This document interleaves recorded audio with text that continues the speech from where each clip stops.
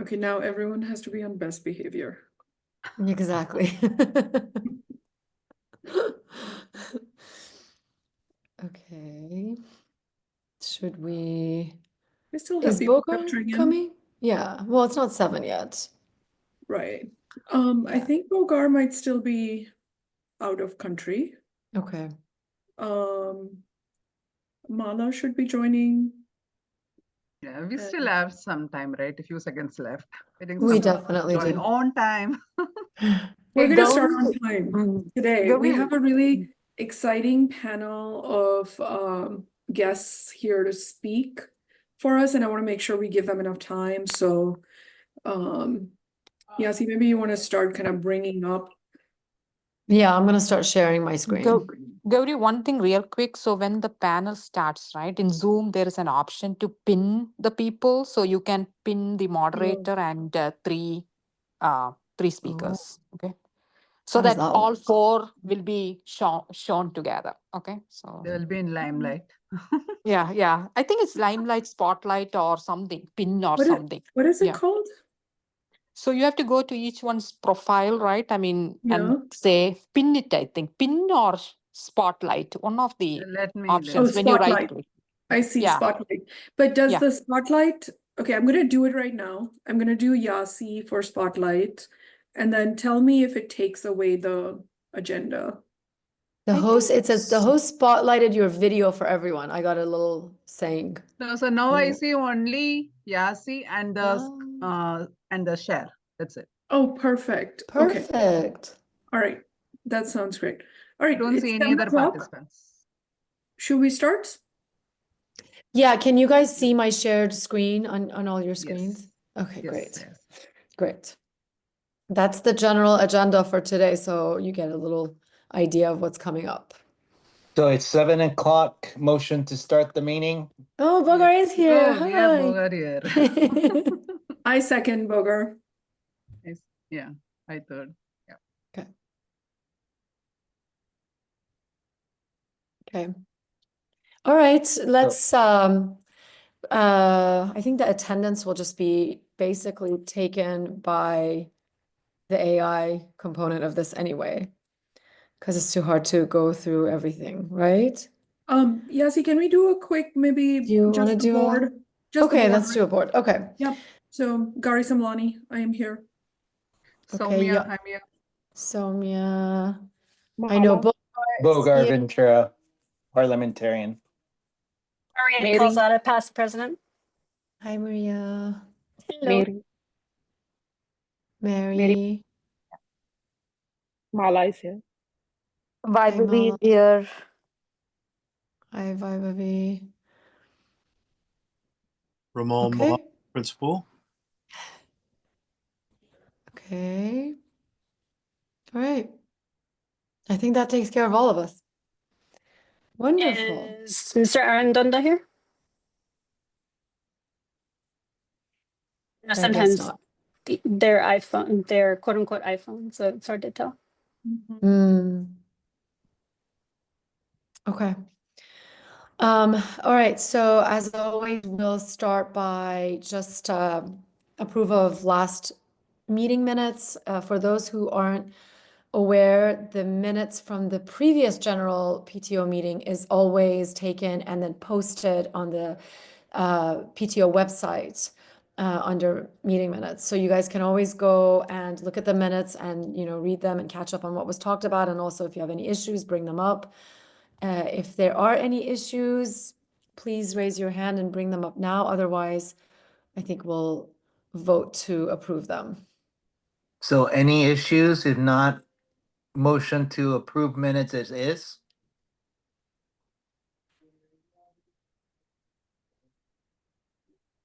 I second. I ran. Okay. Any And I'll opposing write. votes? So approved. Great. All right, so let's dig right in and have our president, Gary Samlani, catch us up on what's been going on. Thank you, Yasi. Welcome everybody into the new year. Happy New Year. I hope everyone's keeping warm. I am still wearing my hoodies and sweaters and actually missing the snow. But we had a really wonderful start to the year. But I want to take a minute to recap kind of some of the things that happened just towards the end of the year, which we didn't get a chance to discuss in our last PTO meeting. So Ms. Williams, who was very graciously putting together the holiday baskets, sent us these really nice pictures. So a lot of parents had donated towards the holiday baskets, and as you can see, that table is just full and brimming. Ms. Williams also went over and above and was able to secure funding from external vendors, and so the basket was very nicely stocked and a little bit bigger than it was last year. So we're very grateful. Thank you, Ms. Williams, and thank you, Mr. Moss, for supporting the initiative. And like I said, as you can see, all of those items that were there, including the fresh food and the packaged food or the canned food, all of that made it into the basket and was sent home with the kids. And so 15 baskets were created this year. If anyone wants to help with a program like this, we still have one more basket coming up that we will be making and sending out for the spring season. That's something new that we started for this year. We're supporting that in addition to the Thanksgiving and holiday baskets that have usually been sent. So that was, like I said, if anyone wants to help, definitely raise your hand and let us know. Gauri, if Sorry anybody to wants to help. interrupt. I'm Oh. sorry.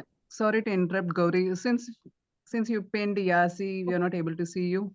Oh, I needed to unpin her. Yeah, exactly. Yeah. I'm sorry. Okay, Thanks. there you go. And shall I pin myself then? Okay, I will spotlight. Gauri, since you said if anybody wants to help and if they don't raise their hand at the meeting, but they want to help, what's the next thing they can do? Do they email somebody? Yeah, How that's can they a help?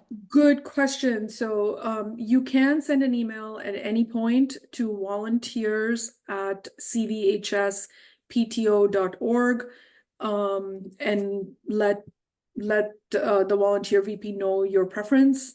Or you could easily get on the PTO website and you will be able to see the different volunteer opportunities there as well.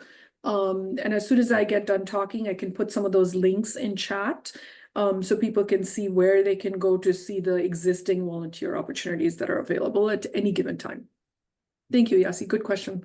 All right, we can move on.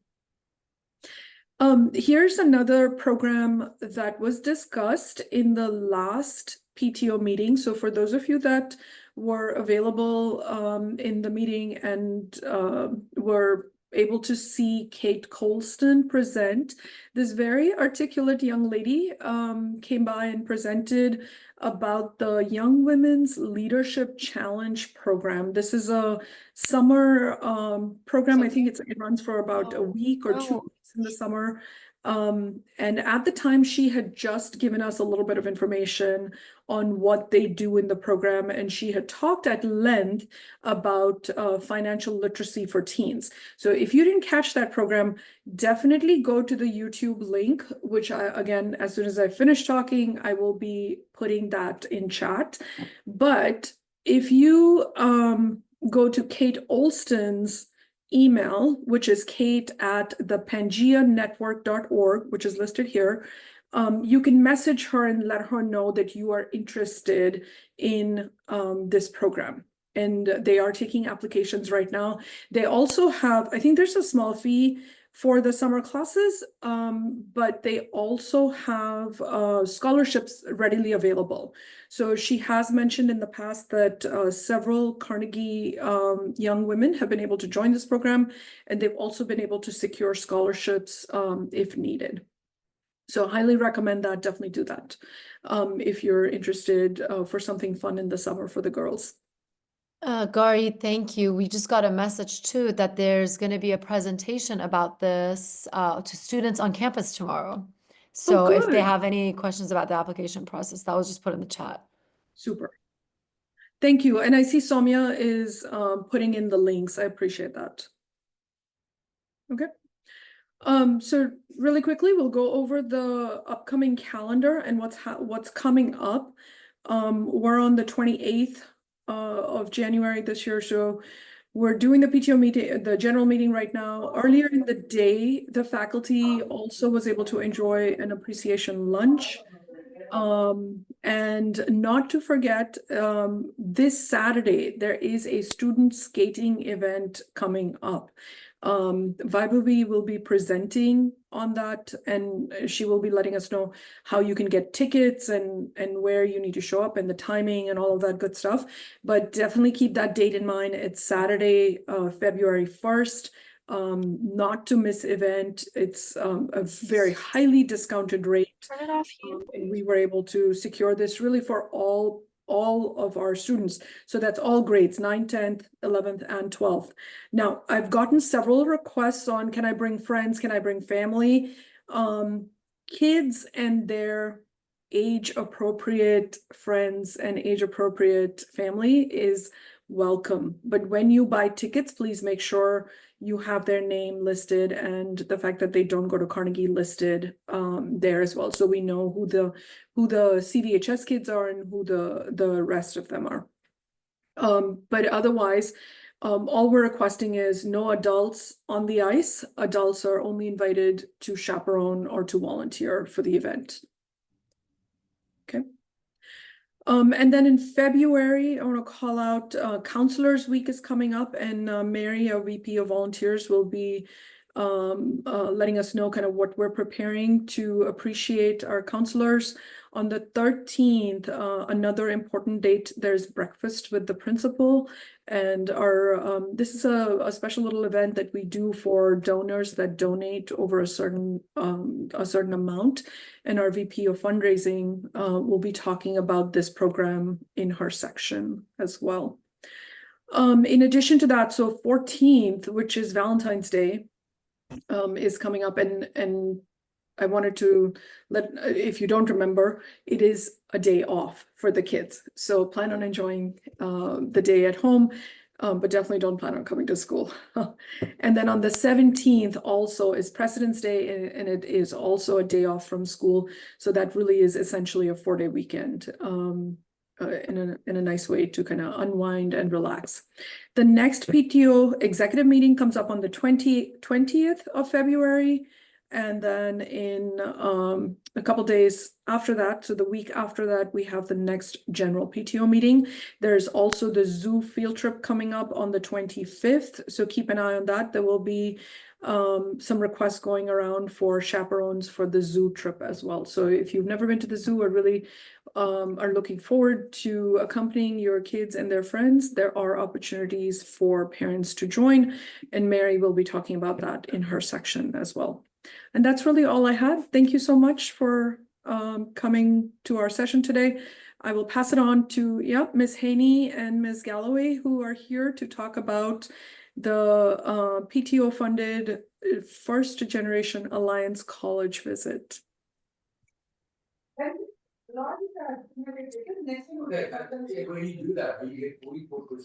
Ms. Haney, are you here? If anybody can hear us, can you please put yourselves on mute? Because when you're not on mute, we can hear what you're saying. Except for Dr. Haney. Hi, And Dr. I think Ms. Galloway, you are here as well. And Ms. Galloway.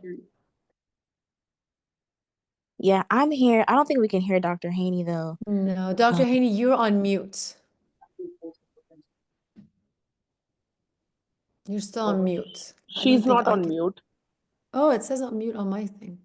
Oh, really?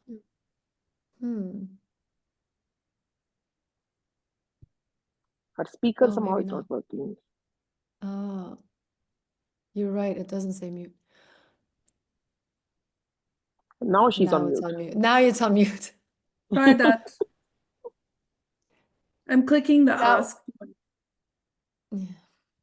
Okay, now maybe the volume is down? Is it possible that the volume is off? No, she can hear us. No, there's like a bell, some kind of bell, like by her name. So there's an issue with her microphone. So while Miss Haney is trying to figure that out, I will say just a quick couple of things. When you attend our meeting, I just want to let you know there is a lot of activity going on in chat as well. So keep an eye on your chat. We send out several links for things that are important, events that are going on, or things that are happening in the PTO, or things that we're supporting. So definitely keep an eye on chat. And don't worry, if you missed any of it, there will be a recording going out. I was gonna say, if you'd like, I can kind of share as much as I can while Dr. Haney gets her mic going. Yeah, that's what Dr. Haney's asking in the chat too. That'd be great, Ms. Calloway. Okay, awesome. Well, so good evening, and I'm sorry if it's kind of loud. I'm assisting with an event at another school. However, good evening. I'm Ms. Galloway, for those of you who might not know. And so I've had the privilege of serving as a chaperone for the first gen field trip last year. And we went to visit a few schools around kind of like the Dallas area. And this year we're going to go to San Antonio. As you can see, I will say Dr. Haney's done like a phenomenal job with the First Gen Alliance, and just ensuring that students kind of have that exposure and that access to tour colleges. And I will say that when we're on these trips, it's not just kind of like a tour and we walk around and stuff. We really do try to have space and time for students to reflect as far as like what it is that they really want to do once they leave Carnegie and what their plans are going to be. And I think also just a huge thanks to the PTO, for example. Our department used to do a lot of field trips and take students to a lot of fairs and stuff. But I think with a lot of the budget cuts and like departments being cut down tremendously, we haven't really had the opportunity to do a lot of that. And so I think we're just super thankful and appreciative, of the PTO, stepping in and really supporting students and a lot of the work that we do on campus pertaining to college access. And I don't know if Dr. Haney got her mic going. I'm not sure. Did I miss anything, Dr. Haney? Oh, and then also, yes, we will have Kate will actually be at Carnegie tomorrow. She'll be meeting with the young ladies during ADVO. So if they do have questions about the application process, she'll be there to answer any of those questions and stuff like that. Thanks, Ms. Galloway. I have Dr. Haney's presentation. I don't know if Gary, do you want to go through it? No, Dr. Haney. So, why don't we show the slides and maybe Miss Galloway can help talk through some of them? Absolutely. So First Gen Alliance, it's technically a bunch of students actually who kind of come together and they're looking to kind of sort of expand the college access and opportunities that students are able to have. And so I kind of talked about it already, but as the college readiness department within HISD, as some of you guys know, I have Carnegie, DeBakey, and HSPVA. And so a lot of our department was Oh, you went on mute. sorry. And so our department was actually cut down tremendously. We went to having over 100 advisors, I think to having a little over 50. So there are a lot of us who support a ton of other campuses. We also used to tour. We used to do a lot of fairs, do a lot of field trips. And so a lot of the things that we once did, we kind of don't do anymore. A lot of it is kind of like budgeting and things like that. And so I think I really appreciate how First Gen Alliance still tries to create opportunities for students to get that exposure, that access, and things like that. I think a lot of students I think they have to see it to believe it. And so when they're actually at these college campuses and they're touring and they're hearing presentations from admissions counselors or different program directors about a lot of the opportunities that they have for students to be successful on campuses, I think students really get excited about the college application process and they're kind of willing to they're excited because I know it's a lot. Once they hit their senior year, they're writing a lot of essays. But I think being on those trips and then being away from home, I think it kind of gets them excited and stuff like that. Is there another slide? Ms. Galloway, can you hear me? Yes. Yes. Oh, there you yay. are. Hey, I'm so glad it finally works. Okay, I heard a little bit of what you were saying, Ms. Galloway. Thank you very much for covering, and thank you for your patience with me. PTO, I don't know what, my microphone had been switched. The inanimates were out to get me. I don't want to interrupt you, Ms. Galloway. If there was something else, but if you go back to so if we could go back to the original slide, I very quickly I know we just have a few minutes here, but on this first slide, this is a quick little survey that I administered to about over 700 of our Carnegie kids. So a big majority of the students responded, and as you can see here, like 340, so almost half of our students are first generation. So colleges define this in different terms, but the most, I think, is this right, Ms. Galloway? But the pretty much a very typical definition that most colleges take is that means that you are a student who neither of your parents graduated from a four-year college in the United States. So a lot of our students qualify. And we began this club in the pandemic, actually, and I started it really because while all of our kids here at Carnegie are GT, not all of them are equally prepared. And I find that a lot of my students come in not as well prepared, and they have an imposter syndrome. And then they are afraid to ask for help. So there's a lot of help, especially these days, available at Carnegie, like Miss Galloway. But they're afraid that by asking for help, it's kind of an admission that they don't belong here. In particular, first generations need special support to navigate Carnegie and especially the college journey. And so I remember after my first year teaching here, there was an NHS meeting, and a bunch of my little buddies, my homeroom kids, went to the NHS meeting, and they came back just crestfallen, and they were completely upset because it turned out that while they'd been working, a lot of them had been working hard on their grades, they didn't realize that they needed leadership in order to apply for NHS. And so First Gen Alliance is really designed to be a support system for kids so that they don't feel alone, so that they get comfortable looking for help, and to fill in those gaps that students might have if their parents haven't been to a four-year school. So if you want to switch to the next slide. This year, the club has just been growing like a band. It's been quite a wonderful thing. We have a really wonderful cabinet. You can see them here on the right, and the club is over 90 members. Over this year, what we've done is we've actually used the trip as an incentive scheme to get the kids to come to the meetings. And at the meetings, they're learning all kinds of things that they need. We also started the year with a First Gen Alliance Discovery Camp. So that was actually held during the math and English camps. And it was a full day. We had a wonderful speaker, Javier Rodriguez, who's an alumni who's attending the University of Chicago, came and spoke to the kids about things. And then our wonderful cabinet talked about all of the opportunities that they were pursuing. We then have a mentor-mentee buddy system for the kids, which is great for the mentors because it gives them leadership experience. And some of our kids as juniors and seniors in First Gen don't have as much leadership experience, so it's really good for them.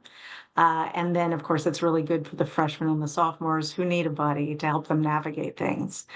We then had Fish Week. And so we spent a week helping the kids get to know each other. We decorated lockers, we made friendship bracelets, we had a water balloon fight and an egg hunt and twin days. We did a bunch of things. And this is all to get them coming to meetings and listening to our speakers. So learning about imposter syndrome, hearing from Ms. Galloway as she gives an overview of the college admission process and answers those scary questions that our juniors and seniors have. We also so we've had a lot of speakers come and they've learned about things like we try to leverage. So if we've got members who are Atlas Scholars, who are part of Emerge, then they not only learn from those programs, but they then come and teach the other kids about them. So it's really, I think it's kind of wonderful.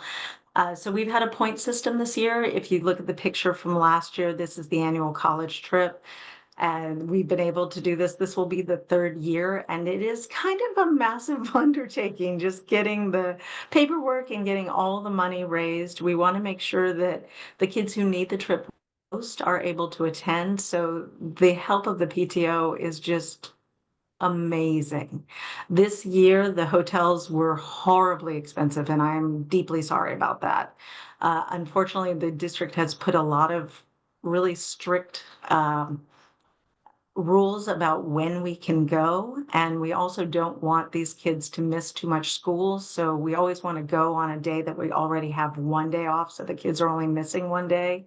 And so when we had done all of that, the February 13th and 14th was really the only day that we were allowed to go, and that unfortunately is the same time as a very popular conference in San Antonio, so that drove up the price of the hotels. My students raised a ton of money themselves, so don't worry that they're not contributing.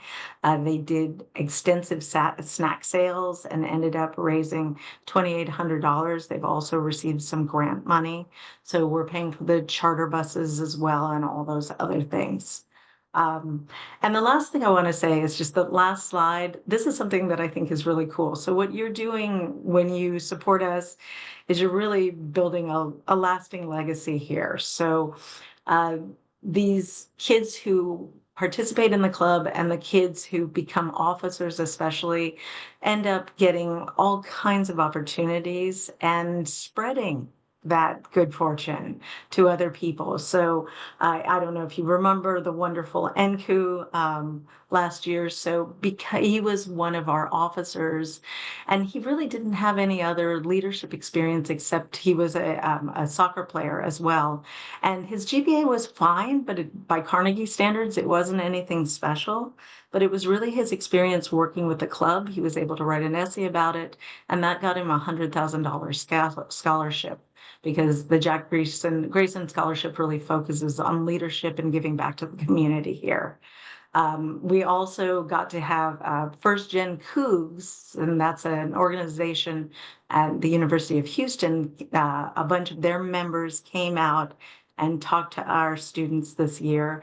And what makes me really excited about this is this organization was started by a former president of First Gen Alliance. So she started First Gen Cougs over at U of H, and she actually now works in the Student Services Office. So she gets paid to run that organization. And so it's wonderful that the good things that are happening at Carnegie are spreading to other schools as well. So I cannot say how incredibly grateful I am. This trip stresses me out, and having the money to take everybody is always something that I'm really anxious about. So you guys coming through is just, it's astonishing and wonderful. And I know how hard you work to do it. And so we're deeply grateful. Okay. And I've been talking a long time, and I know you have a lot to cover. Thank Thank you. you. Thank you so much to all the teachers that actually participate in this and lead this initiative. From everything I've heard, it's just a fabulous opportunity for our students. And I actually do see a question in the chat that was asking why this couldn't be expanded to all students. So I know that there are parents that are deeply appreciative of what you're doing and would appreciate even more. And I want to say that the ask from the PTO was unanimously approved. And it's definitely something that we all can get behind. Our kids going to college is just a wonderful, next step from their school journey. So thank you very much. If you want me to answer that question, yeah, sure. So I kind of started this college trip because before I came to Carnegie, I was working at a Yes Prep. And one of the things that the charter, so Yes Prep is committed to, is they fund a trip like this for every student every year. And so they start off with a sort of general one, very similar to this for the freshmen, and then it becomes more targeted as they move up. I think it is phenomenal, but that is something that is sponsored at the district level. And so it's, I'm sure, a matter of money. I'm sure that Mr. Moss would love to do this for every student. 46 kids is really all I have capacity for. That's one bus. And it's, it's a lot, but I think it's wonderful. And any ways I can partner with you guys to expand this opportunity to everybody. It's really a matter of urgency. So these are the kids who really, really need it. Oh, and one last thing that I did want to say is there has been research, and the number one indicator of whether or not a first-gen student is going to go to a four-year college is whether or not they've ever set foot on a college campus. And so this is really breaking down an important barrier for these kids. That's incredible. Thank you. Thank you so much, Dr. Haney and Ms. Galloway. I think we will move on to the principal's report now. Principal Good. Moss? Yes. Good evening, everybody, and thank you all for being here. It looks like we have like 63 participants, which is fantastic. Thank you all for taking time out of your evening to join us. I did place some dates in the chat, and I see that upcoming dates are listed on the homepage or the page. I will say that as of today, we have completed the major STAR interim testing.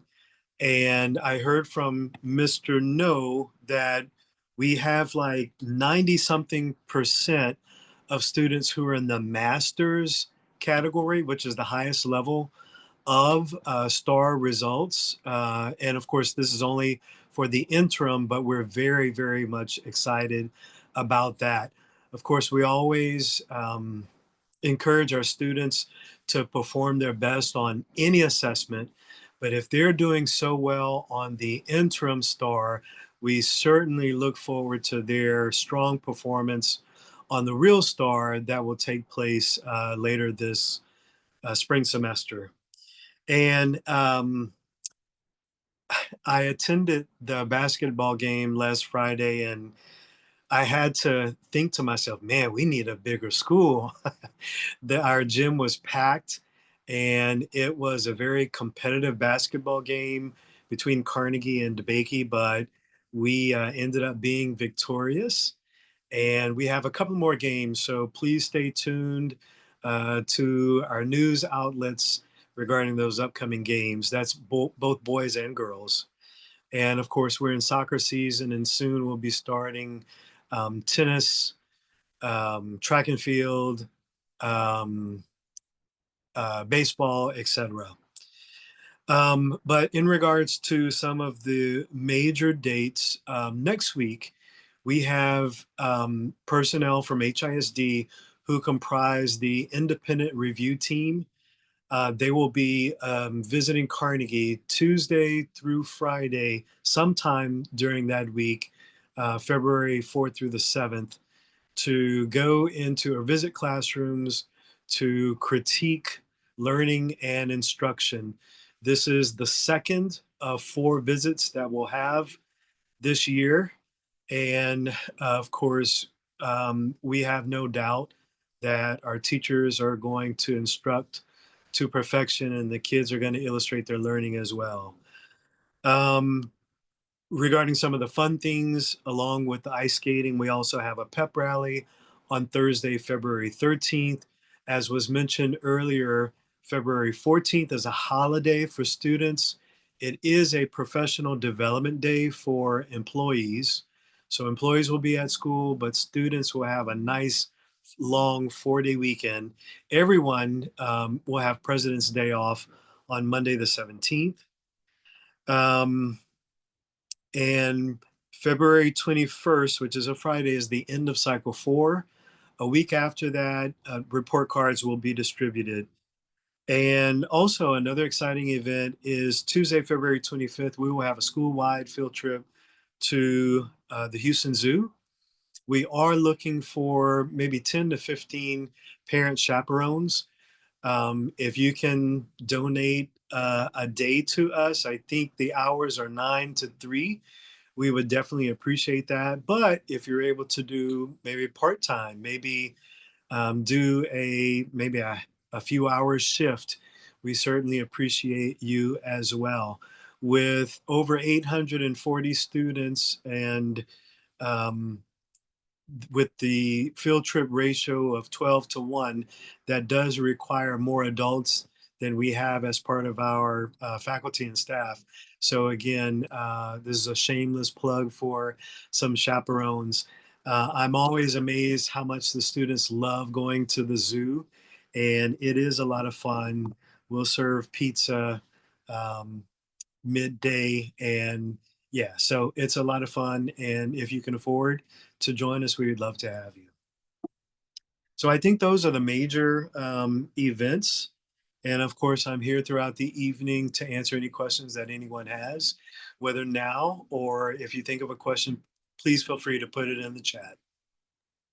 Thank you, Principal Moss. And I just want to point out that the volunteer sign up Genius is also, the link of it is in the chat for anybody who wants to click on it now. Thank you so much.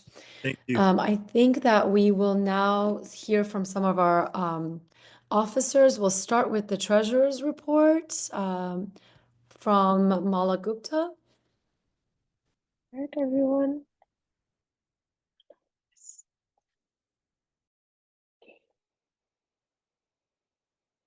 Hey, everyone. This is Mala. I'm a treasurer for year 23-24. I'm quickly, there's a more exciting things happening. So I'm just going to quickly do my job of my presenting and just move out of your way. So as you can see, this is a very compiled or crunched version of our P&L. And it says actual, what we have done so far, budgeted is what we have budgeted. And then, plus and minus or difference between actual and budget. So the good side, on the revenue side, we have achieved our 100% goal for friends and family support, and we have raised all the money. So thank you so much to everyone who contributed. Big or small, doesn't really matter. Every dollar counts, and every dollar count is in that number. So thank you, big thank you. All the support which you see PTO does to whether clubs or teachers lunch or anything, everything needs money, and money is what gets everything going. So thank you so much. And that's revenue part, and of course expenditure is down below. It still doesn't have the numbers for the first gen alliance because we just approved, and our financials are actually based on actual, not budget, it's actual numbers, basically what we have done so far.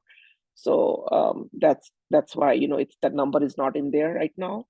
But other than that, it has the teacher appreciation events, the lunches you see, all the other teacher stipend. We Carnegie PTO give $400 to every teacher. Not give. We allow every teacher up to $400 to ask for anything they want related to their curriculum, their course. So it's a part of the budget, and so far, we have done about close to $9,000 in that as well. So this is pretty much the summary of all the expenses so far, and that's pretty much it. But this will be posted in our website as well.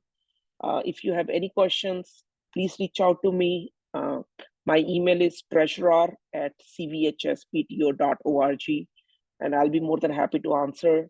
If you see something, if there is any question about any matching from your organization, any paperwork required, I'm the person who will do all that as well. So please reach out to me for that. And that's about it from my end. Thank you so much. Thank you so much, Mala. Let's hear from our VP of fundraising. Now, actually, is Allison here? I'm here. Hi. Hi. Okay. We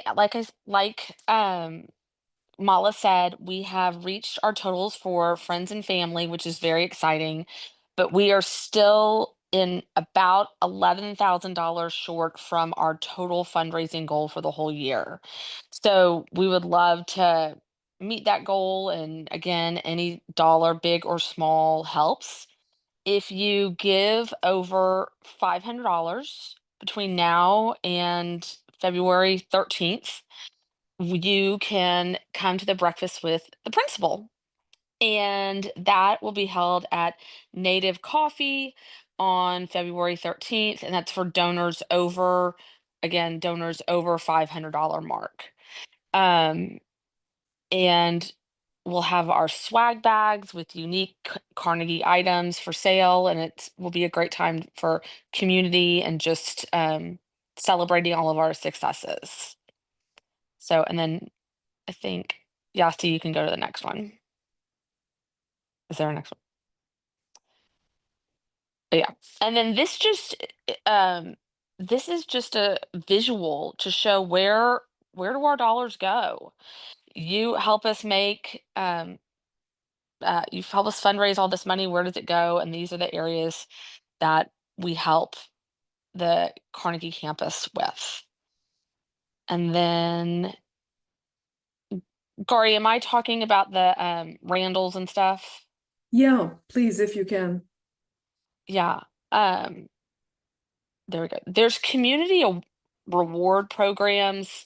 I think probably the one that everyone is the most familiar with that no longer exists is the Amazon program. Well, Kroger has it, and these are the instructions on how to set it up. It's a little bit old school, so you kind of have to be pack your patience, but it lasts forever. So even after your child has graduated Carnegie and has gone off to be successful, every time you shop at Kroger, Carnegie would end up still with some money in their money coming back to them.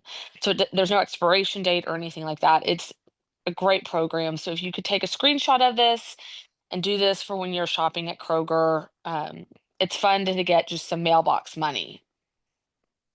And then there's beautiful slides of how to do it. Yeah, and in the chat is the link. Is that good? Is that it, Gary?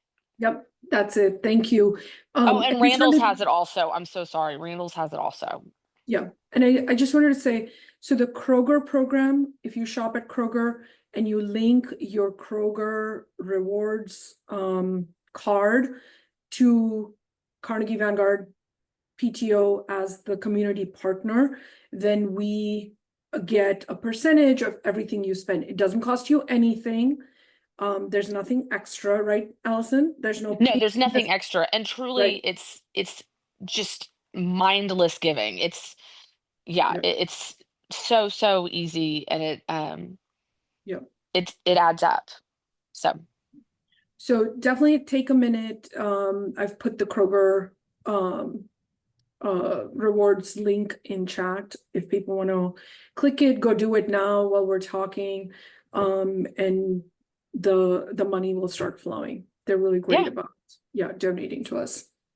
Thank you, guys. Allison, I have Thank a you. question just on behalf of the community, in case they're wondering. If there's someone on the call right now and they're like, okay, actually, I would like to donate. I'd like to donate so much that I make it to the breakfast with the principal in a few weeks. What's the best way for them to just do that right after they get off this call?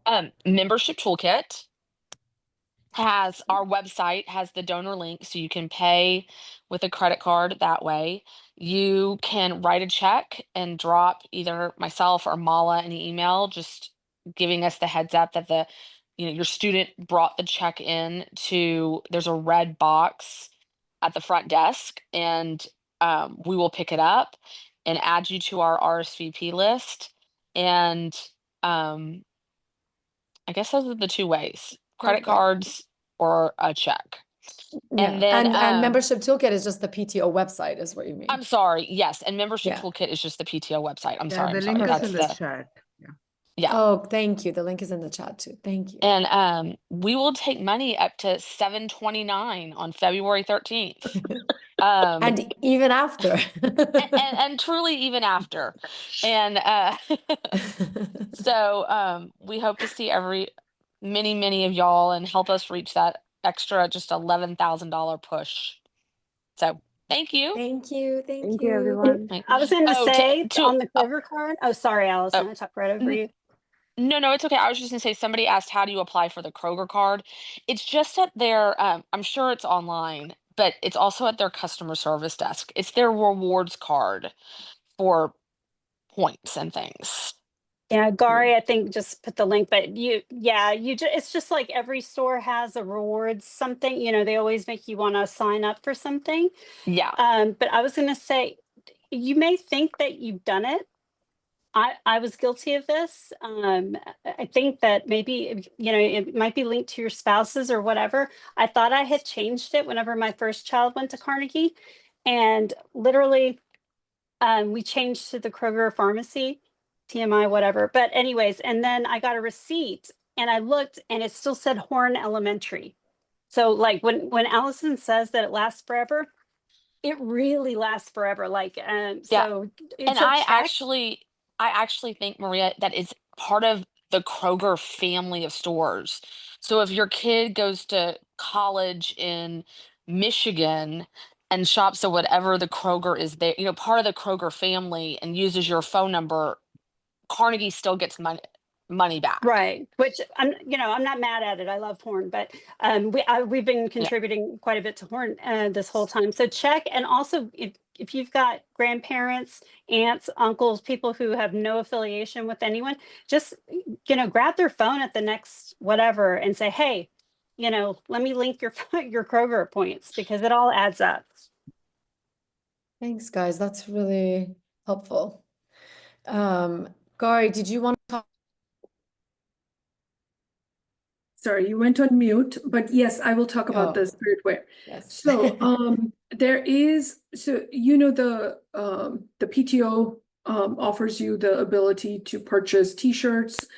And we've taken the opportunity recently to work with a local vendor that does t-shirts and can give us good quality t-shirts at slightly cheaper prices. And we also help a local vendor. So if you go to the let me see if I can find it, the PTO store online, you will see two stores. And if you use this QR code, it takes you there, or you can use the link that I just put in chat and it takes you to the CVHS PTO Spiritwear stores.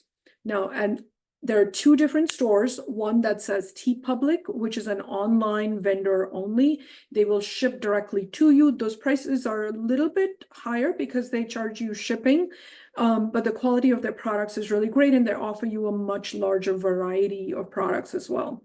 What we were able to do with the local vendor is create what we call the Rhino store. So if you go to this link, you'll see the second link on here is called the Rhino store. It takes you to a local vendor offering, and there's only 2 or 3 designs that this local vendor prints for us. But the student council recently reached out to us and they were excited about wanting to raise some money for a couple of different things that they want to do, including something very sweet and innocent. And they said they wanted, in the next couple of weeks, they wanted to try and get a Kona ice truck for an event that they want to have in school. And so I was very appreciative actually of the super articulate kids I met there and the fact that they wanted to raise money on their own. They didn't want to ask the PTO for money. They actually wanted to do something and raise money for themselves. So what they have done is, if you see the little design on the left-hand side, the one with the hearts and the CVHS, so they've put together a design for Valentine's Day, for a Valentine's Day t-shirt. They are marketing this all over school. So if your kids come to you and say, hey, mom, I want to buy a t-shirt, this is what they're talking about. And so you can preemptively buy it for them or buy a shirt for the entire family. They have some really nice colors online. Again, it does 2 things.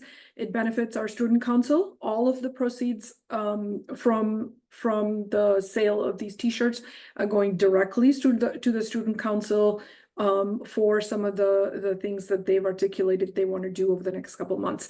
And in addition to that, we're also supporting a local vendor. So super excited about that as well. And the quality of the shirts, I have purchased an initial shirt just to be able to, see the quality and whatnot. And I thought it was really great value for my money. So I would encourage everyone to get out there and see if you would like a shirt. The blue is my favorite, which is why I put it out there, but they have a couple of other colors that are really nice as well. Thanks, Corey. That's awesome. All right, let us hear from our VP of Volunteers. I just want to remind us that we are trying to keep our maybe presentations to about 5 minutes each because we do have a special panel coming in at around 7:55, 8. But lovely Mary, will you tell us a little bit about the volunteer updates? Yeah, quickly, I'll take 2 minutes. So from volunteers and appreciation committee, the first one, the college readiness committee. So we have a new committee chair, Smita. Nathan has kindly agreed to take the committee chair position, which has been vacant for this last semester. And you will see her, she will be moderating the student panel that is coming up soon. And we have a session for juniors, which is the juniors jumpstart coming up in March. This is to help our younger students to get ready for college and how to apply to college, how to prepare for the test and all those good stuff. And we will be also having a session for our seniors. We had multiple sessions before their application deadline, but we'll be having one for seniors once they have decided on the college. In April, we have already got the questions with the help of our admins from our seniors. We'll be having a session, a dedicated focus session on how to prepare them for college, the move to college. And the appreciation committee, we already talked about the counselors week coming up and the resources officer day coming up in February. Those are the two immediate ones. And in December, you all kindly sponsored for our teachers. We received an overwhelming, 78 plus sponsorship. And you will also, if you didn't get an opportunity, you will definitely have the opportunity again during the Teachers Appreciation Week. And thank you, parents, for donating for that teachers lunch, holiday teachers lunch. Then from volunteers, we have 3 signups currently active, one for the ice skating event. I think it's almost full. There is only one slot left for a parent volunteer. And scholarship committee, we are requesting for around 20 parents to be part of the scholarship review committee. We already have 15, only 5 slots open. And the one that Principal Moss as well as Gauri talked about is the field trip that we are going to have on February 25th. We have 15 spots open. As soon as we put it around, around 8 already filled, we have only 7 open. And I also want to thank, because we didn't have the December meeting, I also want to thank our parents who came in and helped for the Snowco event, which was until 11:15. So thank you to all the parents who stayed until that time, guiding the students and watching the students. Thank you. Thank you, parents. Back to you, Yasi. Thank you, Mary. I just have one final question. If parents do want to donate to the teacher lunches like they did for the holidays, how do they do that? Yeah, so we will be opening it up. You can always donate to our friends and family campaign that will in turn come to the teachers' lunch, but only 2 times we are collecting donations, one for the holiday lunch and one for the Teachers Appreciation Week. Okay, so And it will be is that coming again. monetary donations or like Monetary? It's all monetary it's donations. monetary. Okay. Yeah. Perfect. Thank you. And Okay. that's the one that's coming up. Okay. Thank you Yeah, so yeah. much. Thank you.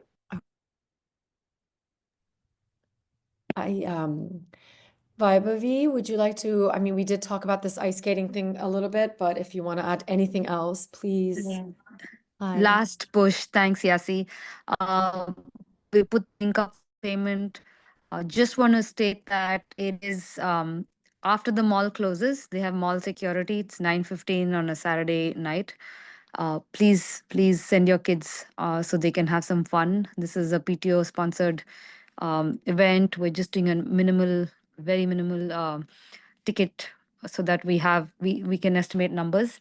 Also, just know that Just want to add about security. I've been there for other school events. For the Rogers ice skating event, they do not let kids wander. There's mall security, so rest assured, I think they'll be well contained in the ice skating rink. So please have your kids sign up. Thank you. Thank you, Vaibhavi. And I just, for any parents that are listening, this is an amazing value. I mean, for the $10 or $15, you get admission, skates, snacks, refreshments, everything. And if your kids want to be at the mall until 9 o'clock shopping and stuff, then they can just walk over to the ice skating ring and go ice skating because the mall's open till 9, apparently. Is that right? Yep, that's right. And also, if parents want to just hang out by the rink, that's fine as well. Or if you want to go get a late dinner at 9 or something late night out and then come back and get your kids, that works as well. I have a That's question in the perfect. chat. And someone's asking which door they need to go in for the ice skating. So you can get into the mall from any door. But the closest one that I always take is the orange garage because it pours you straight near the ice skating rink. And I would get there around like 9. That way you have, the doors are open. Thank you, Vaibhavi. Yep. All And I right. put the link for the tickets in the chat. Oh, thanks. And I just want to say, if you haven't bought your tickets, but you're thinking, oh, I'll buy it last minute, we have had events cancel in the past because we didn't get enough kids. I'm not saying that that's going to happen to this event, but it's really great if parents can sign up and give us a couple days to plan, especially for snacks and stuff like that. We want to make sure that we have everybody covered. So if your child is intending to go, I highly encourage you to go out there and please purchase the ticket now. Thanks, Gauri. We will hear an update from our past president, Maria Calzada. Hi, Maria. Hello.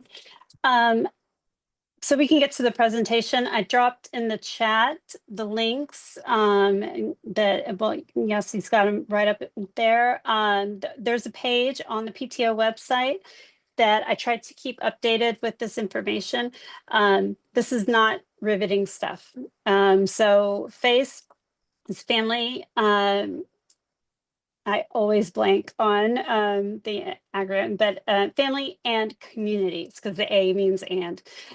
Community engagement. And that is basically PTO. So this is our engagement with families in the community. Why does it matter? It's because we want to make sure that we're keeping up our communication not only with families, but with teachers and with the community at large. And if we're failing to do that in any way, please let us know. You can message me, always message the president, communicate with somebody if you think we can be doing something better. SDMC had a meeting. The big update is that we were voting on teacher evaluation systems for next year. And campus beautification continues to meet every second Tuesday from 6:30 to 7 p.m. online. If you want to be part of that committee, contact me and I will add you to the invite. We have a new marquee. I hope everyone's enjoying it. Lots of new stuff was popping up now. So it's getting very exciting, very colorful. And that's it. That's the quick and dirty. Thank you. Thank you. Thank you so much, Maria. And people can email you at, will you put your email in the chat? Yes, I If put they it in the want to chat. volunteer. Perfect. Yes, absolutely. Past president at cbhspto.org. And then each committee has another email. So whatever, you can get me. Perfect. Thank you so much. All right, I think that we're ready to go into our special agenda tonight, which I hope everybody has stayed around for, which is going to start by us bringing 3 of our scholarship winners from last year. I don't know if you're aware of this, but one of the things that the PTO does with the money that you guys so generously donate is we provide scholarships to certain students. These are merit-based scholarships, and they apply for them their senior year. You have to be a senior at attending Carnegie full-time. You can apply for this scholarship, and then we provide I think last year was $1,500 for the 7 students who won them, Gary, is that right? That's correct. 7 And then students they, that won the 7 gold students. scholarship. Yep. Right, we call this the gold scholarship. They get it and they get to use it when they go to college the next year. And we've asked 3 of our winners from last year if they could come and answer a few questions that we're going to pose to them, and then we'll leave a little bit of time for you guys to put any questions you might have from them. And we have a moderator joining us who's going to help us ask. I can't tell in the chat if our kids are here or not. Let me see. Um, Oh, I see Pablo. I see Kellen. And I don't know if Yash is there. Do you see Yash? Hi, I'm here. Hi, guys. I did the spotlight for all 3 of them. Good. Sorry, before the moderator gets going, Kellen, how do you pronounce your name? Am I saying it right? It's Kaylin. Kaylin. I Yeah. thought it was like some really interesting name I've never heard before, and I kept saying it in my head, and I was like, this is probably wrong. Yeah, Thank- it's Irish. It's Irish. It's beautiful. Thanks, guys, for being here. You guys are amazing for taking time out of your extremely busy college lives to be here. So really, really, we appreciate it. And is Smita here to begin our... Yes, she's here. Okay, perfect. Oh, hi. Hi, I just want to start off by extending a very warm welcome to our CVHS alumni, and we are very happy that you've taken time off your busy schedule to attend our meeting and offer us some insights on your journey to college. And so since we don't have a whole lot of time, I'm going to get right to it. Would you mind kind of sharing with us like what really was the starting off point on your journey to college? Because I think most of the kids, I think they're still trying to figure out how they would go about approaching it. So as they say, like a journey of 1,000 miles begins with the first step. So what would you advise kids to think about? Why don't we start from my top of my screen, Pablo? I'm just going to go from top to bottom. Pablo, would you like to? Hi. Yeah, so I'd say the first thing you should start out with, like in terms of going into the college journey head first, is first of all finding out what you like and what you're passionate about. And I think high school is a really great place to explore that. For me personally, I found out that I really enjoyed mathematics and engineering as a whole when I joined the high school robotics team, and also took some math courses that I really enjoyed in high school. And that's when I kind of found my passion for what I wanted to go into. And eventually I decided that I wanted to go into the field of mechanical engineering, and maybe more specifically, I wanted to go into robotics and using autonomous robotics in practical applications. So I guess finding out what you really want to do, what you really like in high school is a very good starting point to getting to the college experience. Would anybody else like to jump in and add something to that? I think like definitely Pablo has a like that's basically what I was gonna say. I would also say like at least for if we're going along the lines of picking a college, make sure you like pick a college that really reflects kind of your values, and also like an environment that you think you'll really thrive in. I definitely wanted a college in a big city. And so that was like very connected to the tech industry and stuff. And so Seattle was a great fit for me. And so I think that's also something important other than your major, picking your major. Yeah, I agree with Kaylin and Pablo. A lot of the math classes that we took, I actually took with both of them. So I'm doing computer science and applied math, and like just kind of taking courses and subjects that interest you. It's pretty important because you don't really get as much flexibility at college. You're kind of just like, you have to do your major. So I would really recommend if you even think you're kind of interested in something, definitely go that route and like just try it, take a course. Worst case scenario, you don't like it. But at least you're not spending the time in college and then you're also paying for it, just to do something that you don't enjoy. And then I would also say, that having good mentors is really important in like the college process and just gearing up for college. So Miss Chen at Carnegie is like one of my personal like examples for kind of how I want to be as like a mathematician, and like in my career. So that's an example of a good mentor for science fair. I've had some mentors, things like that. So it's important to find like a good support network because they've gone to college before, more likely than not, and they can kind of advise you on your journey. Thank you, Pablo, Kaylin, and Yash.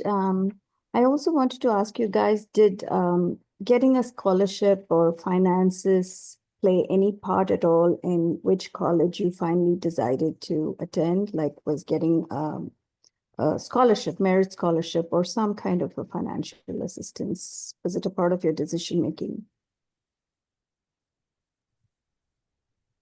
Pablo, you I want to go guess I'll first answer again? first. So I consider myself very fortunate in the sense that my family and I didn't really have to worry about financial aid or paying for college. But I did get a full ride to the University of Houston and a few financial aid scholarships from the University of Texas, where I currently attend. So those did help, but those weren't overall the final decision-making factors that helped me choose what college I decided to go to. Kaylin? Kaylin? Yeah, I would say same. Like I got some merit scholarships, but I ended up going to University of Washington for other reasons. Um, Mostly for like rowing and engineering. So it definitely like at least this CVHS one definitely like helped a little bit for my parents, but I am also really fortunate to have like my parents are able to pay for my tuition. So Yeah, I'm in a similar boat to Pablo and Kaylin, where I'm very fortunate that my family is able to be full pay. But I was able to still like aggressively pursue merit scholarships. I was a recipient of the Citgo scholarship. And then obviously like the PTO scholarship was quite helpful. It really like it seems like like multi-$100,000 tuition bill that like $1,000 is not that much money, but that's $1,000 you keep in your pocket, which I mean every cent counts.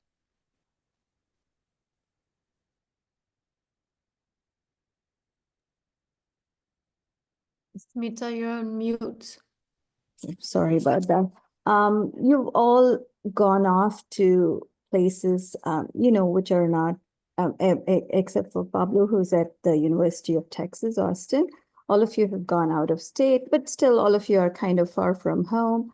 Do you all feel like Carnegie prepared you adequately for college so you don't feel like you're struggling, or I understand there's going to be some adjustment because you're all away from home, but did you feel that the transition was much easier for you because you attended Carnegie Vanguard? And if there was one thing which you feel like, would have helped you, which Carnegie could do better, for the next generation of students who are coming in, what would that be? Yeah, Pablo? so to answer the first part of that question, I'd say that Carnegie really helped me in the sense that I learned how to learn at Carnegie. So more specifically, I took like a lot of AP classes and I made sure that my coursework throughout my 4 years at Carnegie were pretty rigorous. So in my first 2 years, I kind of was still figuring out what kind of course or what kind of career path I wanted to go down. By the end of sophomore year, I kind of had it nailed down that I wanted to go towards a STEM field. So I started orienting my AP classes and the AP classes that I were taking towards STEM related subjects such as AP Physics, AP Stats, AP Calc. and whatnot. So I kind of transitioned into this STEM related mindset, which is pretty applicable to what I'm doing right now in college. Right now, I'm in a pretty major oriented workspace where I'm just focusing on a bunch of STEM courses, a bunch of math and physics. And I'd say what Carnegie did really well was I was able to learn how to learn efficiently. So learning like complex subjects in a really fast time, but also in a really effective amount of time, like actually understanding concepts in a short amount of time, but also learning how to learn in class, how to take notes efficiently, how to not just like, copy everything that's on the board, but take key ideas from any lecture, and how to apply that towards studying effectively for tests, and how to orient your brain in a way where you can look at a subject and you can learn how to apply that different topic specifically to exams. And to answer your second question about what I would want to change about Carnegie is I kind of wish there was a less emphasis on AP examinations. I think some of my favorite courses that I took at Carnegie were not AP related. So Yash and Kalen were in this class. It was called post calculus. And I know Yash was in this class, which no longer exists now, which is called pre-cal BC. Me and Yash took that course, and for me, that was like my first introduction into like a rigorous level math, where a lot of what we were doing was very much application based, and it's not something that you typically see in like an AP based classroom type. So having classes that were led by Ms. Chen and also classes led by Mr. Barnes in the form of Stat 2, those were really fun classes where I kind of felt like I was able to independently study these topics in mathematics and kind of explore what these topics were about and how to apply them. And I didn't have to worry about taking an AP exam or kind of orienting the way I thought into the kind of route or foundations of an AP course. Instead, I could kind of move a lot more freely and explore the subjects a lot better. So I kind of wish that we had a greater emphasis on these independent study courses. Thank you. Yeah, sure. Um, You want to add something? Yeah, so I think Carnegie definitely prepared me for college. The same way that Pablo was talking about. And I think also like in terms of rigor and stuff like that. But I think also content wise, taking post cal as an engineering major or future engineering major definitely prepared me. The math, like all the math that I'm taking now, I've already done in post cal. So taking Miss Chen's class was like definitely a big help. Um, and like thanks so much to Miss Chen for giving us that opportunity. Um, but I think also I know that a lot of Carnegie students are probably going into engineering. And I think that having a class that focuses more on engineering subjects like post-cal, maybe like a robotics class would be really helpful. Because I know being on the robotics team, we didn't have we had like a room, but it was very dysfunctional sometimes. And so having like more support for robotics and like STEM extracurriculars like that may be a little bit better for people going into STEM fields. So yeah. Yeah, I think I kind of agree with the two of them as well. Carnegie academically, I don't think there's much that could have been done to prepare me better. I'm taking Calculus 3 right now. I took discrete math last semester, and I mean, it just felt like I was taking another one of Miss Chen's courses, maybe a little bit easier even. Um, I mean, Carnegie just prepares you really well academically. What I would say that might be useful is that, and something that I was kind of unprepared for, is that the Carnegie social environment is just so radically different to what you would experience at like a normal real college with like your normal like everyday person, right? And so it's really hard to adjust from a Carnegie-esque environment where everyone is constantly like on top of their business and like trying to get ahead, to getting into an environment where there's like every single kind of person. Especially I go to a pretty large school, and the other two do as well. At large schools, it's especially like challenging because you're just another number. So I think that if Carnegie, like, maybe some more social emphasis on just like the, I don't know how it could be done, but definitely social emphasis. That's one thing that I felt that I wasn't as prepared for by Carnegie. Thank you. Smita, I think we have maybe time for one more question, and maybe we can shake it up and have Kaylin answer first, just so everybody doesn't feel like they have to go in that order. Okay. I'm sorry about that. No, that's not you. I think I started that.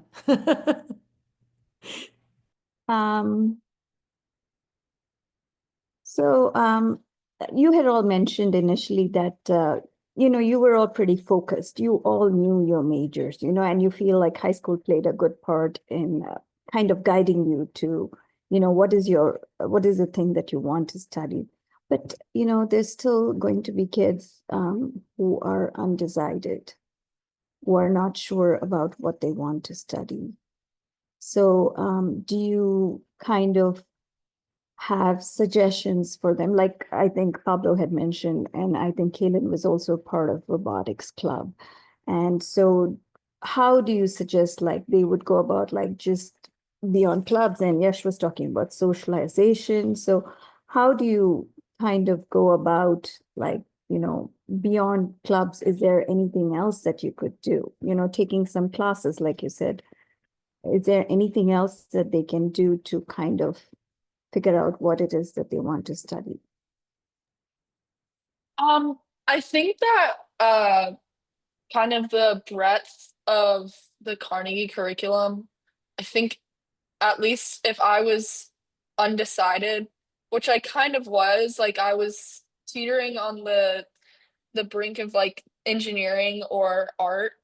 I think like taking those classes that were part of the Carnegie curriculum, I think really helped um, me and other classmates kind of understand what their strong suits were and what their passions were. But if people are still undecided about that, I would say join clubs that sound interesting. If you don't like it, you don't have to stay. But definitely don't join clubs for the resume. Join because you're passionate about it.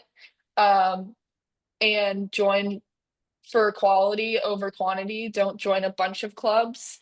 You can join a bunch of clubs at the beginning, but stick with ones that you're really passionate about. And also, I know that Houston is a big city. There's always events going on, and stuff like that. So I think getting out into the industry or exposing yourself to experiences that seem interesting to you, that might help you take a major. But honestly, once you get to college, I know Carnegie AP classes kind of get you out of all of your core curriculum for most schools, but trying out classes in college, you don't have to pick your major immediately in most cases. So I wouldn't, for kids that are worried about it, I wouldn't worry too much. You still have time in college to decide. So Thank you, Kaylin. Yash, do you want to go next? Yeah, I would say that, I mean, so I'm probably the wrong person to ask here because I've been pretty decided on what I wanted to do since I was like 12 years old. But generally, like in terms of like within CS where I wanted to go, the way I found that out is like just by doing things. Like literally, you can just, I read this on Twitter a lot. You can just do things, and the most interesting people I've met at UNC are the people who in high school, instead of like kind of grinding out their resume, they just literally like they sat down and they did stuff, right? Like two of my roommates for next year both founded like $1 million startups. And it was kind of just because they were doing things, right? they spent some time doing like things that were interesting to them, just kind of messing around almost. And that ended up turning into something that was like genuinely enjoyable. So I think that, yeah, that's my advice. Just do things. Pablo, you want to add to that? Yeah, I really want to like first start out by saying that I agree with Kaylin and Yash with their perspectives. Um, and I really would just take the advice from them. But I guess one more thing that I'd want to add to Yash's advice is that, like, in addition to doing things, like there are plenty of resources online that can help you figure out what you want to do. For me personally, when I was starting out as a freshman in high school, I figured that I kind of wanted to go into a STEM field. I was still like uncertain about going into like engineering or computer science, but I figured out that I might as well just like dip my toes into the water of STEM as a whole. So what I decided to do was self-learn like programming languages. So I started out with Java and then moved on to Python. And there are plenty of online resources that you can use just to learn things, like not just in the STEM field, but also like in terms of humanities or arts. You can just go online and search up like whatever you might be interested in, and then add resources to the end of that Google search tag. And then you'll see online a bunch of resources for how to learn something really efficiently. So I'd say use Google. It's your best friend if you're undecided with what you want to do and if you want to find out your passion. Thank you all. I think maybe, Yasi, do we have time to take some questions from the chat? Yes, definitely. Actually, there's one question already in the chat, asking, have you met any CVHS alumni at your schools? Is there any Carnegie networking after graduation that you've found at your prospective schools? Maybe Yosh, you want to go first? Yeah, so there are like there aren't very many at UNC specifically. But in the research triangle, so that's Duke, NC State, and UNC. I met a classmate of mine and Pablo and Kaylin's, Daniel Hendy, who's at Duke, and we just hung out for the day. And I mean, that was just kind of like a really random connection that popped up. I went to visit one of my good friends, Cooper, at at Harvard, and then we also ran into some of our friends at MIT. When I go to UT, I actually saw Pablo in the middle of the street at like 1 in the morning.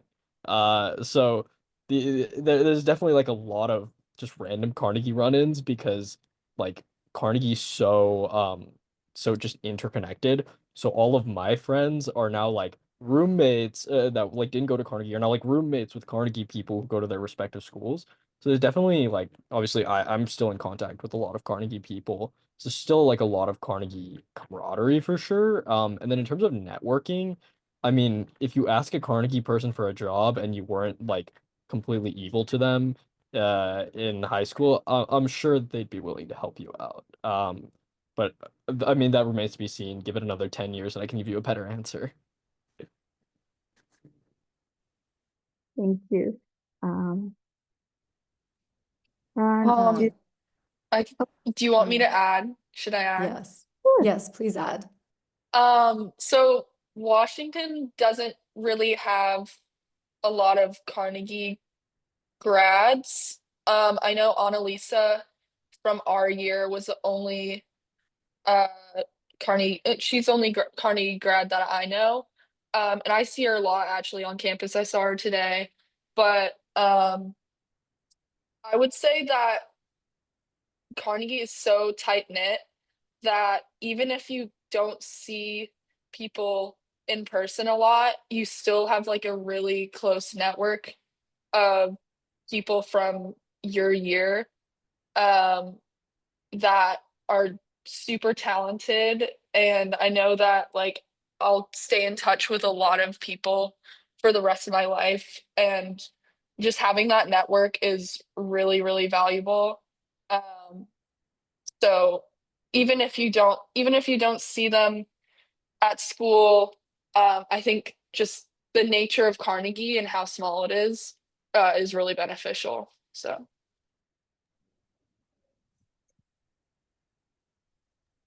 Pablo, Yeah. last words. I think we gotta wrap it up, but maybe Let's hear from Pablo, and then Smita will wrap it up. Really similar experience to Yash, where I just see people from MIT and Rice like all the time. I've run into Yash at UT in Austin, just on the street at 1 a.m. So that was pretty funny to see him there, running around there. But like Carnegie is, I think one great thing about Carnegie is that it's a pretty small school compared to other schools, and especially high schools. So when you go to Carnegie, you really feel like you know everyone. Like, and by the end of your 4 years at Carnegie, you should at least know or have spoken to almost everyone at that school, or at least have like a decent connection with those people. So I think that's a really great thing that Carnegie has given to me experience wise.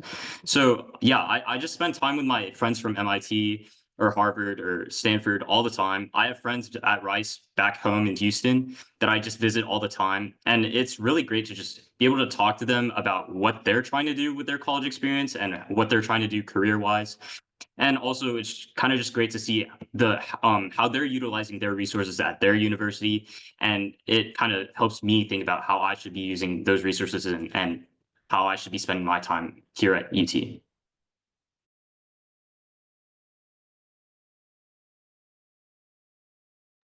You're on mute. Sorry. Smita? Thank you so much. So I really wish we had more time with you because I think especially if our juniors and seniors are around, I'm sure they would have a lot more questions. So I hope that we'll continue to build up the CVHS alumni network, and you can come and take part in future events with us. Thank you so much for taking time off your busy schedule and answering all the questions that we had for you. Thank you so much. We appreciate it. Thank you for having me. Thank you, guys. I second that motion. Smita, thank you for your questions. And some of the our alumni put their contact information in the chat and have said if you guys have any specific questions for them, they'll answer. So thank you guys so much. We really, really appreciate your time. You guys can leave now if you want. Bye. And then I'll join us back onto our final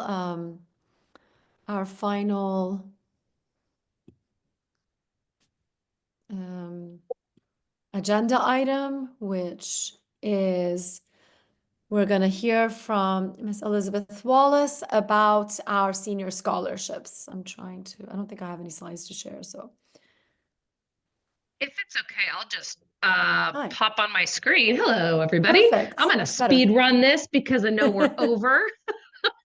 Thank you all for staying. That was such a great presentation. It's so nice to have the alumni here to kind of lead us into this discussion. Let me just share my screen real quick. This is just our new flyer for this year, just kind of on the tail of what our wonderful former seniors were talking about. So nice to have them here. We are going to be opening up the applications for this year's scholarship program in just a few days.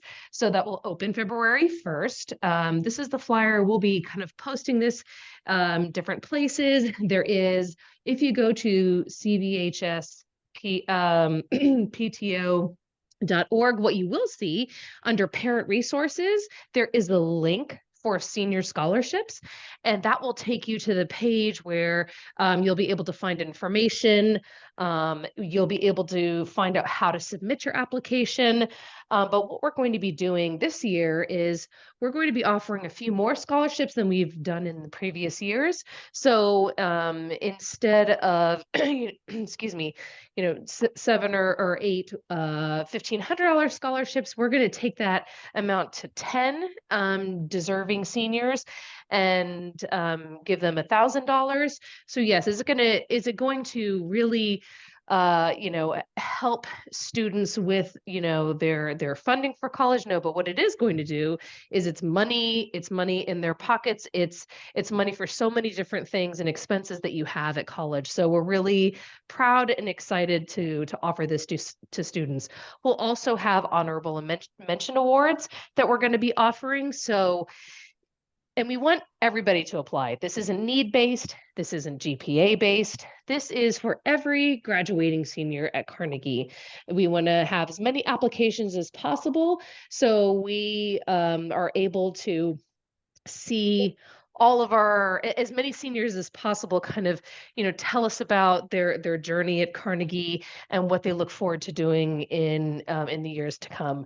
So again, if you have questions, this flyer will be posted in different places, but you can always find everything on the Carnegie PTO website. You can email me at scholarship@cvhspto.org, but then also we'll have the submission for the application inside of Membership Toolkit. Okay, we'll have that form with all of the prompts and essay questions. But again, this is for all seniors. We don't want to be limiting here. So please encourage your seniors to take part in this excellent offering. Thanks, everybody. Hey, Elizabeth, I actually don't think you're sharing the You know flyer. what? I can literally see that right now. I don't think. There you go. Yes, perfect. Now you can see it, correct? Yes, we can see it now. Wonderful. So here is the scholarship flyer. Apologize for that. I did speed run that. So does anybody have any questions? I don't see any yes. questions, Elizabeth, Great. but I just want to say that we did put the link to I the see that. Membership Perfect. Toolkit page.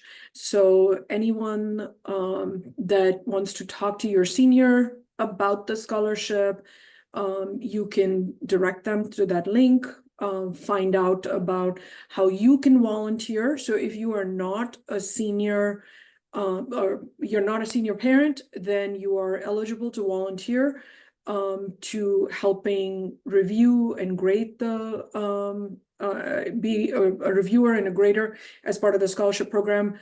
And that way you get a little bit of information on what people are looking for so you can guide your seniors when they get to be seniors. So really great program. I think Mary said this at the beginning. There's only 5, maybe 4 or 5 spots left on the reviewer program. So definitely sign up and sign up quickly. Now, the way you can sign up is if you click on that link, it takes you to information about the scholarships, and towards the bottom of the page, there is a link that takes you to how you can volunteer. Okay, applications will open up on February 1st, which is literally this weekend. So you have time still to speak to your senior if you have a senior at home, and then the applications are due back on April 13th. So those are kind of the 2 key dates I wanted to call out. But thank you so much, Elizabeth, for walking us through that. Absolutely. Thank you all so much for your time. I know that it's very end of the evening, so we appreciate everybody staying. Thank you. All right, Gary, if it's okay with you, and if there's nothing else pertinent, we can end the meeting. Move to adjourn. I second. Okay, Thank you. great. Thank you, Thank you, everybody. everybody. Have a Thanks, great everybody night. who's still here. Thanks, Bye. guys.